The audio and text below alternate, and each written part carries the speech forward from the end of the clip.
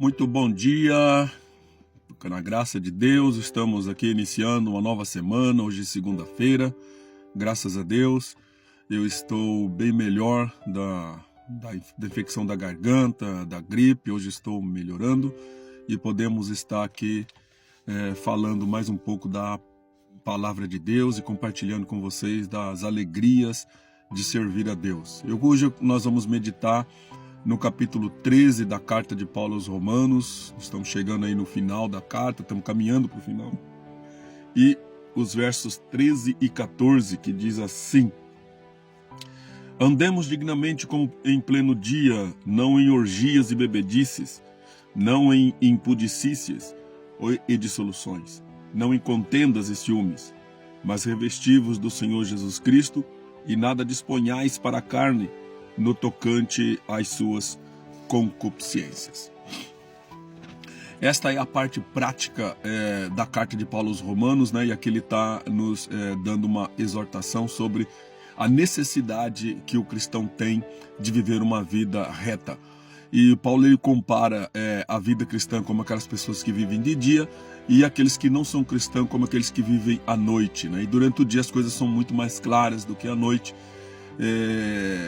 Isso fazendo com que o cristão busque então viver uma vida que seja evidente a todos. As lições que nós podemos aprender aqui, a primeira dessa lição aqui que Paulo está falando, ele está tratando da santificação progressiva. O que é santificação progressiva? Santificação progressiva acontece quando você é iluminado por Cristo e você aceita Cristo como Salvador. Naquele momento você diante de Deus está santo, você é um santo perante Deus, posicionalmente diante de Deus você está santo.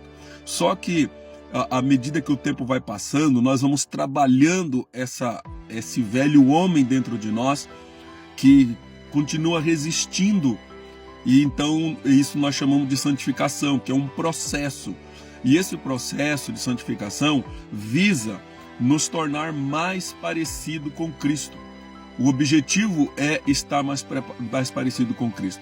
Então a santificação progressiva é aquele comportamento, é aquela atitude que a dia vai melhorando no cristão. O segundo ponto é viver de acordo com a nova natureza. Isso está trazendo aqui. A natureza anterior era uma natureza pecaminosa, ou seja, pecar era algo espontâneo, pecar era algo que eu fazia sem nenhuma reserva, sem nenhum constrangimento. Então eu pecava naturalmente. Então para mim, quando você está no pecado, tudo lá é normal, né? Tudo é amor, tudo é paz, tudo é válido. Ou seja, o importante é amar, o importante é ser feliz. Esse é o pensamento. Mas de acordo com a nova natureza agora, eu tenho a natureza de Cristo, então eu vou buscar o caráter de Cristo. E isso exige então viver de acordo com essa nova natureza, né? E o terceiro ponto, então, nós vamos aqui falando sobre a batalha contra o pecado. Que eu já falei, a velha natureza não vai entregar os pontos, ela vai lutar para reaver aqueles prazeres anteriores, certo? Então há uma luta, ou seja, é natural que você esteja lutando contra alguns desejos, contra algumas vontades, contra alguns vícios que você teve. É bem provável que você ainda mantenha alguns vícios, né? Mas é interessante que quando você passa por isso, você sente tristeza ao praticar esses vícios. E isso é essa batalha contra o pecado. Então é natural essa luta, porque se o nosso objetivo é glorificar a Deus em todos os nossos atos, então quando nós pecamos a gente fica triste. Então é natural sim essa batalha. Se você está sofrendo alguma coisa nesse sentido, continue lutando e resistindo e peça ajuda. Quarto ponto, nós vemos aqui a dependência da graça. A maravilha disso aqui é que nessa batalha nós não estamos sozinhos. É a graça de Deus na minha vida que me fortalece, que me dá ânimo para lutar, sabe? A graça de Deus é aquela motivação que faz eu levantar de manhã e falar assim: hoje eu vou vencer o pecado, ainda que seja um vício terrível, mas eu vou vencer. E isso não é eu sozinho, é a graça de Deus em mim operando através do Espírito Santo para me ajudar a vencer essas coisas. Eu não estou sozinho, você não está sozinho nessa batalha. Continue lutando.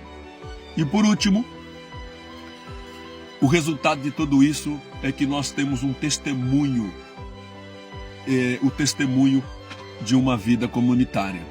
Ou seja, o nosso testemunho perante a sociedade será diferente. As pessoas vão perceber a nossa diferença. Não é ser esquisito, tá? O crente não pode ser esquisito para o mundo. Ele tem que ser diferente. O crente ele não pode mentir, ele não pode praticar os mesmos erros que os ímpios lá fora cometem espontaneamente, por querendo. Mas se ele comete algum erro, é porque ele caiu, mas não porque ele quis fazer isso, certo? Então o nosso testemunho é muito importante. Então que Deus possa te abençoar, que você seja uma testemunha de Cristo, lute contra o pecado, batalhe contra o pecado, porque nós somos mais do que vencedores em Cristo Jesus. Uma ótima semana para você, para sua família, Deus abençoe.